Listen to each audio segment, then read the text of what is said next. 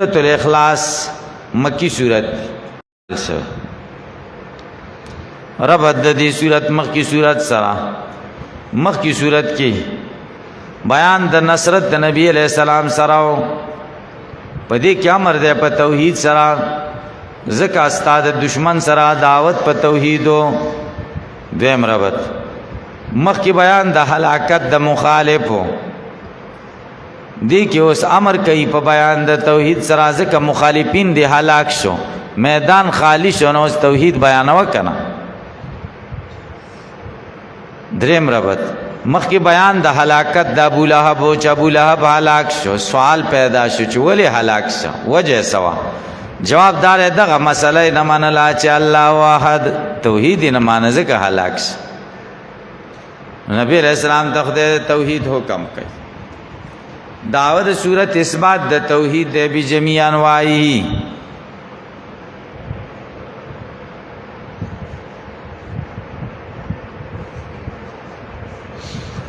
د دې صورت ډېر نمونه دي خطیب شربینی السراج المنیر کې شل نمونه د دې صورت ذکر کړي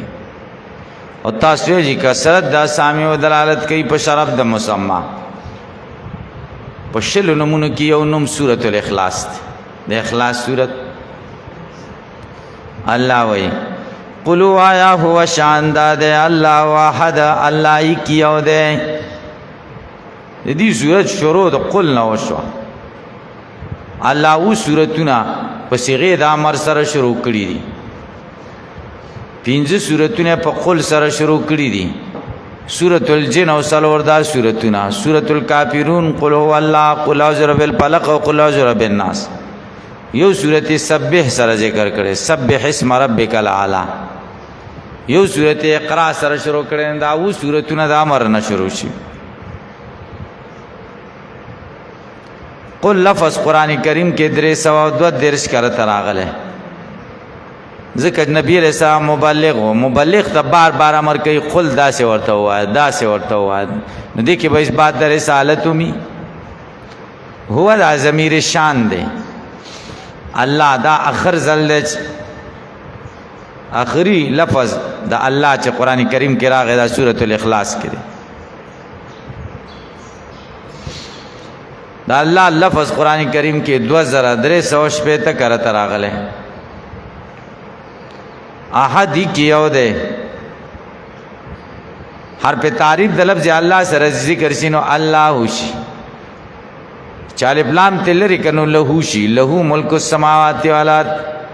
لام لکسر ورکان لله ما فی السماوات و ما فی الارض وش زوائد تلری کنو هو بشي هو الله فی السماء الہ و فی الارض الہ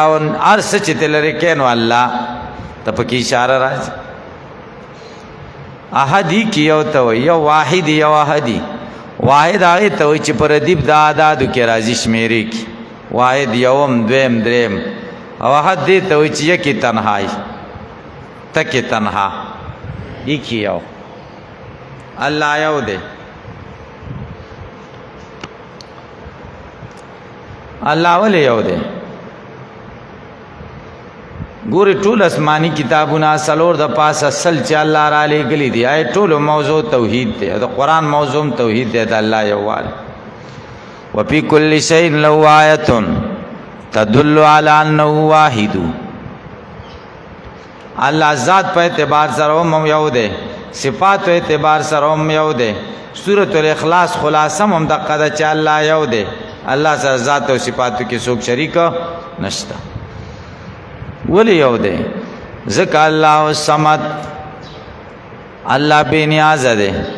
نه چاته محتاج دی او ټول خلق دته محتاج دي دې ته صمد وای صمد پښتو کې معنا نشته دا کوم معنا چې مونږ کو دا تضمنی معنا ده مطابقی نه ده ځکه د صمد مطابقی معنا ده ټول خلق دته محتاج دي دی چاته نه محتاج مونږ وای بے نیاز معنا چاته نه محتاج نیمه معنا شو کنه دا تضمنی ده الله صمد په مخ کې عطف نه کو ځکه دا نتیجه د ما قبل دا احد ولې ده ځکه چې صمد ده مسمود الیه د ټولو خلکو په حوایج کې ده او کم ذات چې مسمود الیه مرجع د حوایج او د کائنات وي هغه یوی نو الله یو دی. دا نتیجه د ما قبل شو. یا دلیل دی دا هدیت لپاره دلیل او دعوی په من کې په عاطف څوک نه ذکر کوي، ځکه ذکر نه کا. سماج څه ته وایي؟ دې کې تفاسیر ډېر اقوال ذکر کړي دي، خو بس مختصر یې درته وایم چې هغه ذات ته وایي چې ټول خلق په حوایجو کې هغه ته رجوع کوي، بس هغې ته صمد وایي. زاد المسیر وګورئ په دې تفسیر زاد المسیر او تفسیر کبیر د امام رازی او سراج المنیر د خطیب شربینی او روح المانی د الوسی دا تفاسیر ګورئ په دې ځایونو کې نو ډېر ښایسته بحثونه کړي دي. ما ډېر دلته ما سره لیکل ډېر زیات دي، خو وخت کمی دی او دا ملګري م تنګ دي، نو بیا به ډېره خبره به اوږده شي، نو دا ملګري به هم ستړي شي، نو اختصار نه به کار والو. کنې دې ځای باندې ما سره ډېر مواد ما جمع کړي وو په دې ځای. د احد او واحد باندې فرق وکړي،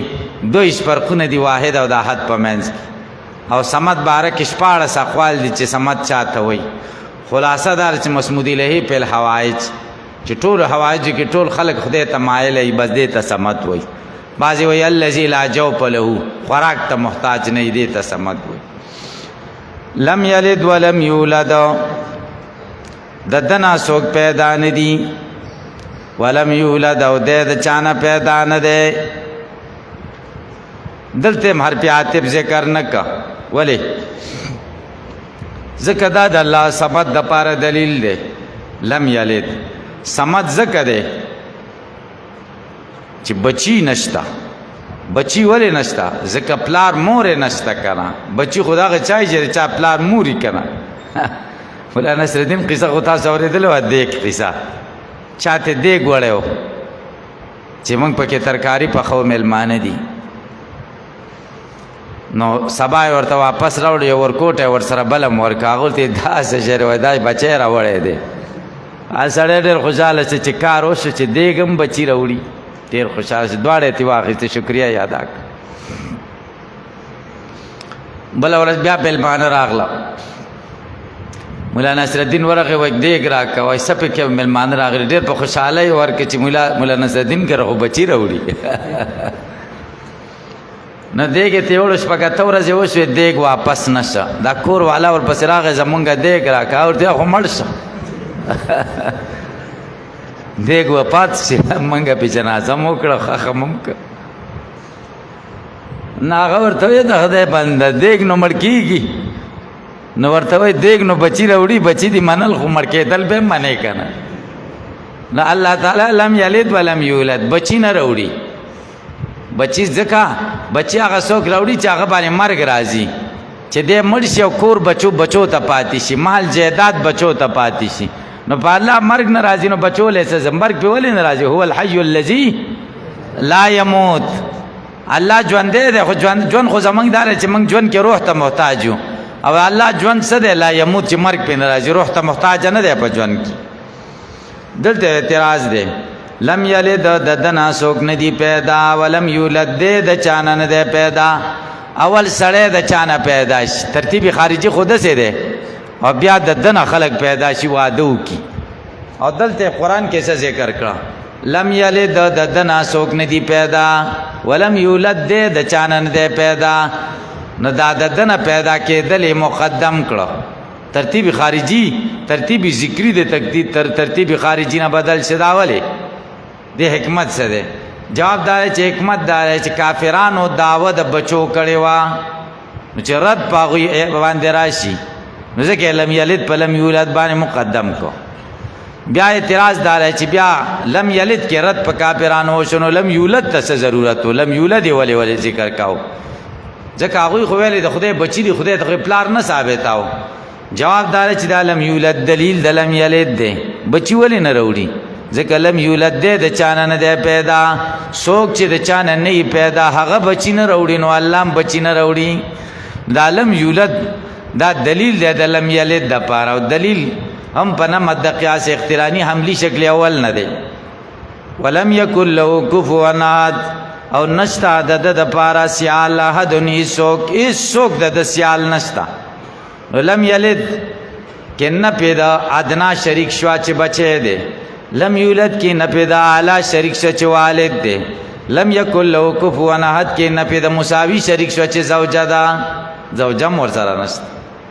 دلته تاسو اعتراض وارد قل هو الله احد یو جمله الله صمد بل جمله لم یلد بل جمله دې کې حرف عاطف ذکر نکا ولم یولد ولم یکن له کفوا احد دې کې حرف عاطف ذکر کوله جواب دار هغه مخ کې جملو کې شدت انقطاع کمال انقطاع و ذکر نتیجه او دلیل یا دعوه او دلیلو انقطاع پکې زیات و نو هغه کې حرف عاطف ضروری نه و او د روسته جملو کې لم یلد ولم یولد ولم یکن له کفوا احد کې ما بل اشتراک مو ما بل امتیاز مو اتصال مو پکې انقطاع مو پکې اندازې کې هر کار په عاطف ذکر کوي کرا من وجه اتصال او من وجه انفصال من وجه ما بل اشتراک داده چې په ټولو کې نه پیدا شرکت تا نه پیدا شریک در بارینا دای ما بل اشتراک ما بل امتیاز دار چې لم یلد کې نه پیدا نه شریک تا لم یولد کې نه پیدا لا شریک دا لم یکن له کفوا احد کې نه پیدا مساوی شریک دا نو طریقه بدل شو نه ځکه عربی عاطف ذکر کو سورۃ الفلق قل وایا اعوذ پنانسم برب الفلق پرب د سبا سرا من شر ما خلق د شر دا غسنا چې الله س پیدا کړی دي ما که موصوله شنو خلق کې به ضمیر چې عائد دی راځي د ماتا من شر ما خلقه ومن او کما مصدریه شنو خلقه په معنا د خلق سره شي بیا به من شر خلقه ومن شر النفاسات او د شر د هغه ومن شر غاسق او د شر د شپې نه اذا وقب چې کله تیار خورکی ومن شر النفاسات او د شر د پوکی کوونکو نه په لوقت په غوټو کې ومن شر حاسد او د شر د حسد کوونکو نه اذا حسد چې کله د حسد اظهارو کې دا نبی رسول الله باندې جادو شوو ای جادو بارکه سحر بارکه دا نازل شو آیتار ته یو لس غوټي ورکړل شي یو لس آیتونه دي بیری زروان کې هغه رويسته یو غوټه به کلا ولا یو آیت به ویلي الله تعالی سحر د نبی کریم صلی الله علیه وسلم نه ختم سورۃ الناس قل ورته وایا اعوذ پنانسم برب الناس پرب د خلقو ملک الناس بادشاہ د خلقو الہ الناس معبود د خلقو دا الله درې صفاتونه ذکر شو رب ملک الہ او ناس مضاف الیہ یو د ناس دې کې تفنن فی العبارت ده خو حکمت پکې سره حکمت پکې دار دا اول ناس نه مراد معشومان دي دیم ناس نه مراد ځوانان دي دریم ناس نه مراد بوډاګان دي قرینه په صدا قرینه په رب قرینه په ملک قرینه په الہ ده ذکر رب تربیت ته وای ملک بادشاہ ته وای الہ معبود ته وای نو معنا بداسي شي قلوا یا اعوذ پنانسم برب الناس پرب د ماشومانو چې تربیت ته ضرورت لري ملک الناس بادشاہ د ځوانانو چې سیاست ته ضرورت لري الہ الناس معبود د سپینګرو چې عبادت ته ضرورت لري سپینګرو سره معبود ولګو عبادت ځوانانو سره ملک ولګو ځکه سیاست د وړو سره رب ولګو ځکه وړو تربیت دي تربیت خود ماشومانو کیږي کنه دا رب لفظ قران کریم کې اخري ځل له چراغ دا اخري ځل له قران کریم کې نه حسو نه حشپته کرتا دا رب لفظ راغله د خدای په صفاتونو کې د ټولو نه قابل قدر صفت رب دی ځکه ټول آسمانی کتابونو کې الله تعالی د رب په لفظ سره یاد شوی قران کریم شروع د رب نشوي دا الحمدلله رب العالمین انتهایم د رب نو شاقل اعوذ برب الناس نزول شروع د رب نشوي اقرا بسم ربک د نزول انتهام د رب نشوي اذا جاء نصر الله کی وی فسبح بحمد ربک قبر کې به هم تپوس د رب کیږي مر ربک مونږ نه چې کله عهد شاخیستل سه عهد هم د ربوبیت د مر رب الستو بربکم جنتیان جنت ته دوزخیان دوزخ ته لار شال تب فیصلم په صفت درب کیږي وقضی بینهم بالحق وقیل الحمد لله رب العالمین ربوبیت به ذکر قران کریم په اخره کې رب زګه څومره پیغمبرانو چې دعاګانې کړي آی په وسب د ربوبیت سره کړي تاسو پیغمبرانو دعاګانو له وګورئ هر پیغمبر چې دعا کوي رب لفظ استعمالوي نو دلته ځکه آخره کې رب ذکر کړي چې ابتدا انتها برابر شي من شر الوسواس الخناس د شر د موسوس وسواس اسم د په معنا د وسوسه سره اسم مصدر ده لکه زلزال په معنا د زلزلې سره او چې په کسری سره شي وسواس نو بیا دا مصدر ده لکه زلزال چې مصدر ده بهر تقدیر وسواس کا مصدر چوکا اسم مصدر شي په معنا د موسوس سره ده وسوسه چون کې الخناس ده خناس رستکی خله پزړه لګولي ستا پزړه خله لګولي خلته وسوسه درځي او چې کله ته وای اذا ذکر الله خنسه حدیث کې دي د خدای ذکر بندو کې نو رست شي شیطان ځکه ورته خناس رست کیدون کې ده الذي غا وسوسه وسوسه اچي په صدور الناس پسینو د خلقو کې من الجنه والناس د جنیاتو او د انسانانو نه من الجنه والناس دا به بیان د وسواس نو وسواس موسوس دو قسمه ده جنی شیطان او انسی شیطان شیاطین الجن والانس یا من الجنه والناس یوسوسو پورې متعلق شي الذي يوسوس في صدور الناس چې وسوسه چي پسینو د خلقو کې چې دا خلق من الجنه والناس د جن په کوم وسوسه اچي او ناس کې مچي دا دواړه احتمالات پکې صحیح کې دي قران کریم شروع د بانا وشو بسم الله الرحمن الرحیم انتهای پسین وشو حکیم سنائی وی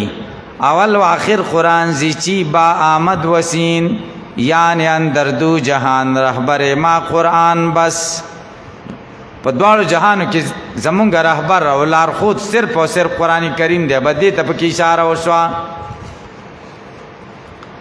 شاعر وی کنه چیست قرآن اے کلام حق شناس رونمائی رب الناس آمد بناس حرف حرف اشراس برمانا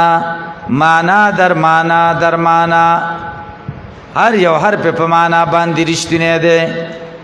این ایمان اس ندین اس اے اصل اقتداء کفر و مذہب در بغل داوی نه ایمان دی او ندین دی اے آزاد سړیا چې کافرو پس اقتدا کې او قران دې پتخر کې نیولې اثر درس ملاحباز آ در دبستان الهی باز آ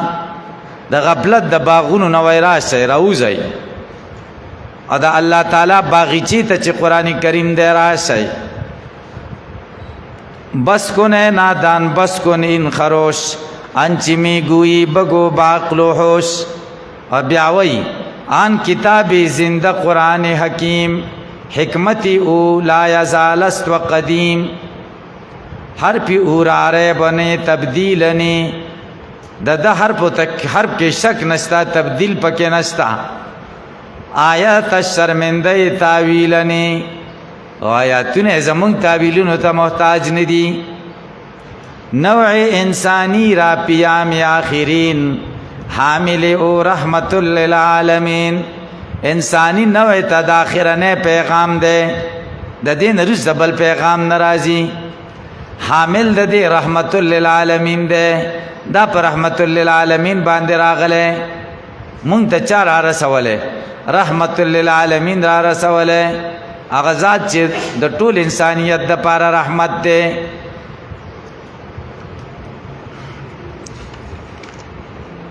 بسم الله الرحمن الرحیم الحمدلله رب العالمین الرحمن الرحیم مالک یوم الدین ایاک نعبد و ایاک نستعین اهدنا الصراط المستقیم صراط الذین انعمت علیہم غیر المغضوب علیہم ولا الضالین بسم الله الرحمن الرحیم الف لام میم ذالک الکتاب لا ریب فیہ هدی للعالمین هدی للمتقین الذین یؤمنون بالغیب ویقیمون الصلاة ومما رزقناهم ينفقون والذین یؤمنون بما انزل الیک وما انزل من قبلک وبالآخرة هم یوقنون اولئک علی هدی من ربهم واولئک هم المفلحون درود شریف